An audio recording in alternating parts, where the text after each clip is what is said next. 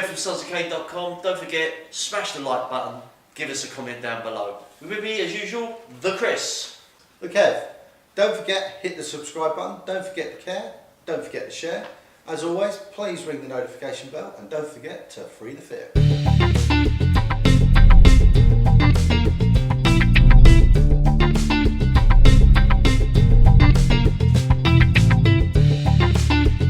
Welcome back to our top 10 attacks in the UK.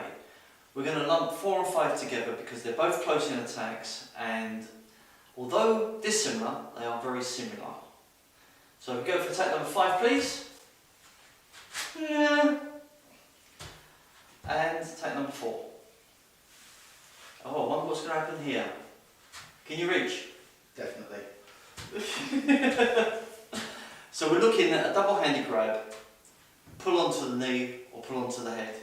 So with these attacks, double-handed grab, as soon as those hands go on, you're looking for cues. So if the hips go back slightly, you know they're going to bring the knee up. If the head starts to drift back, you know the head is going to come in. They may be trying to choke you, or they may be trying to drive you up against the wall. So what you need to do is negate that as quickly as possible. Okay, Callum does the whole, I'm grabbing onto me, he's grabbing onto me. Now if I decide I'll be clever and bring this over, bring this down and roll it and to try and do my techniques. By the time I've done that, the knees come in or the head's come in. This is too slow for this technique. I don't want to be square on with it. As soon as that grabs on, even if his elbows are really bent in as well, it's going to be difficult for me to see what to do.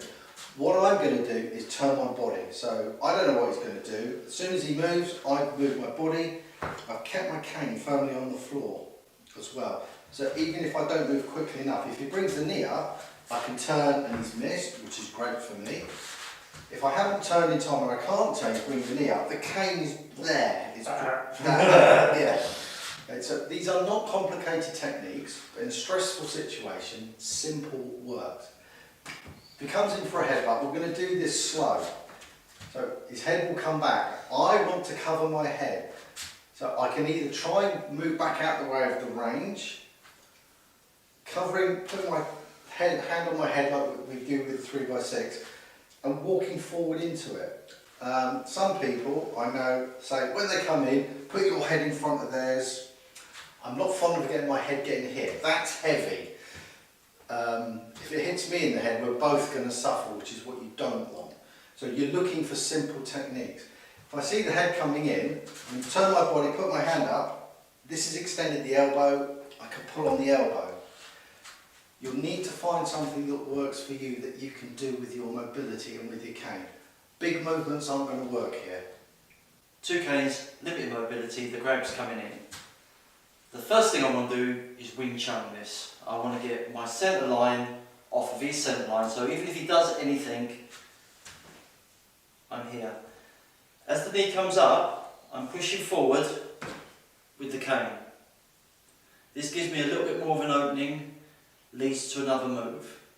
So all I've done is from here, I've created a little bit of distance and just put the cane in the way. Now for the headbutt, I'm using the pressure on this cane to push away. With this cane, all I'm going to do is bring it up between both hands, loose grip on the crook, and do what they call a brace block. So I'm pushing with this one, stepping back and coming through. His head will meet the cane.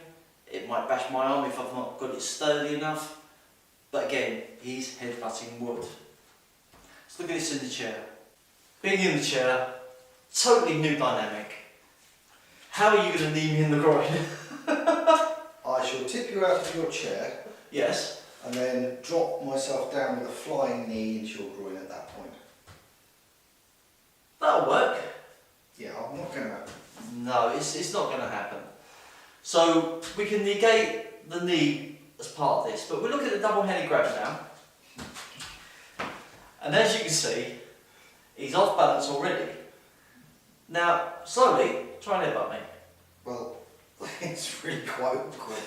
Okay, so again, with this technique, controlling these 2 points. So if he tries to headbutt me, these are both going inwards. Yeah. Can you headbutt, mate? No. No. And with the cane, because it's a cane channel, it's just going to be a lift. Yeah. If he's determined to headbutt me, say he's intoxicated, high on drugs or whatever, and he's coming from the side and stuff like that, technique's still the same. I want these up, I'm going to have the cane in my hand, and I'm... I'd have to resort to that. Ah, you always got a lot of those common denominator, you, didn't you? I wanted to mess your hair up. Well, it looks good. So, the 4 on 5 attack, when you're in a chair, may not work.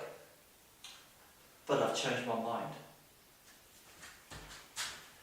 Let's come out of the wheelchair and try a chair, because you could be seated in a pub. Does it change the dynamic? Let's find out.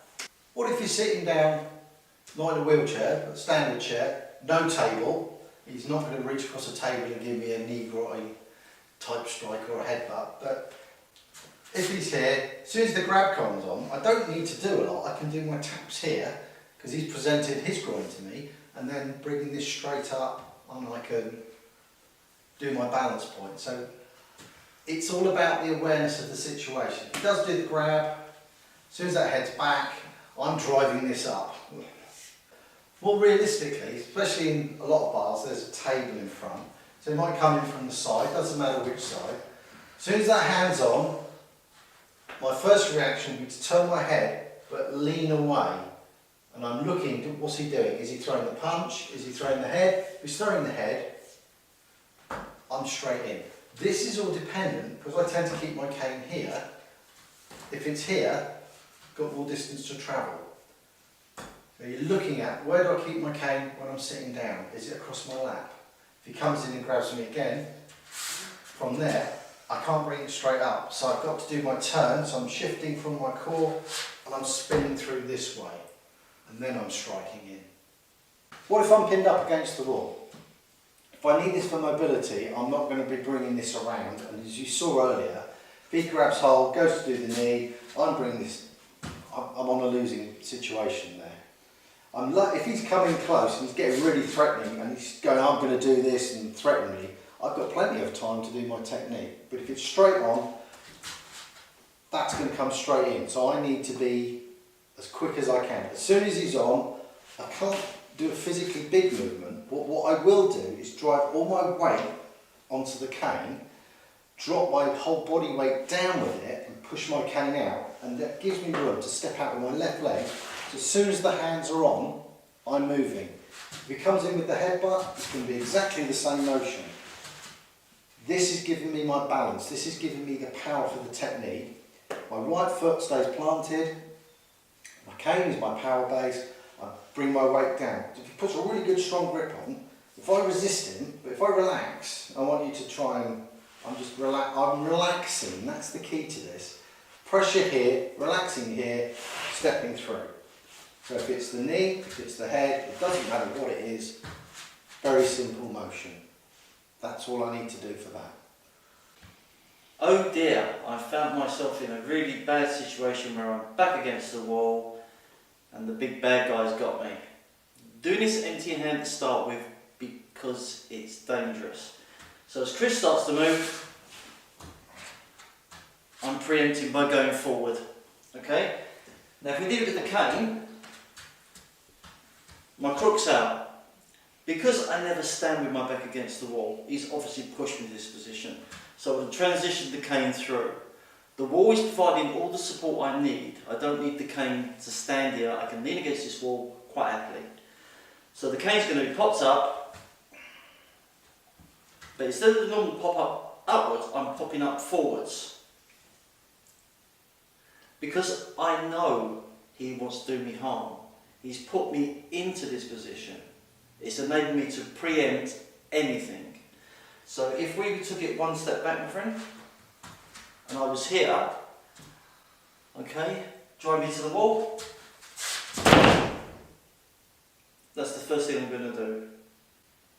Before anything else comes, He has already been the aggressor.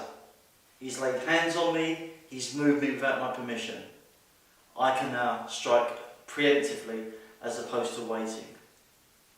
Thanks for watching, guys. Hope you liked the video. Don't forget to smash the like button, drop us a comment.